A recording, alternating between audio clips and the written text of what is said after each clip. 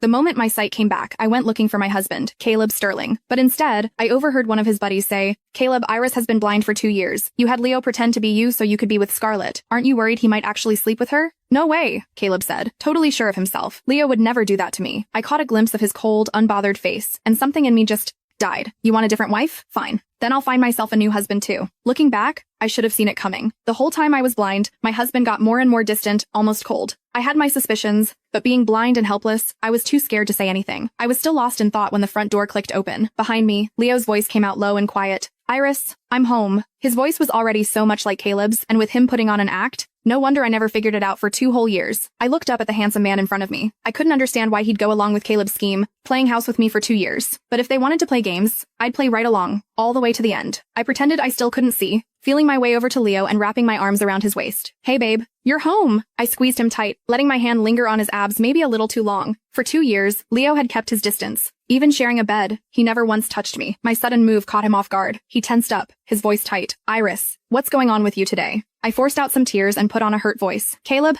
ever since I went blind, you haven't touched me. Are you grossed out by me?" Leo's face flickered. He softened his voice, trying to reassure me. "No, you're overthinking it. You were in that car accident 2 years ago. Your eyes got hurt. You had a bunch of fractures. It took you 1.5 years to recover. I was just worried about you. I'm totally fine now." I fumbled with his shirt buttons, sliding my hand across his chest. 2 years. That must have been rough for you, huh? Leo swallowed hard, his voice going husky. "It's fine." I leaned in and breathed softly against his neck. "I want you. Right now." Before I could say more, his phone rang. "I gotta take this." Leo let out a quiet sigh of relief and stepped onto the balcony. I snuck over to the window and heard Caleb's lazy voice through the speaker. "Leo, it's Grandpa's birthday tomorrow. I need to bring Iris." Leo paused. "Got it. I haven't seen him in months. Fill me in on Iris so we don't slip up." I stood there, stunned, a bitter laugh bubbling up inside me. 10 years ago, I was the one who chased Caleb. I thought he'd eventually love me after we got married, but I guess you can't force love. That night, I made the first move, holding Leo close as we slept. I could feel how tense he was. The next morning, Leo was already gone. Instead, Caleb showed up by the bed, all dressed up, smiling. "You're awake? Get ready. We're going to Grandpa's birthday party." I stretched lazily, putting on a playful whine. "Babe, you were so wild last night. My back's still sore." Caleb's smile froze,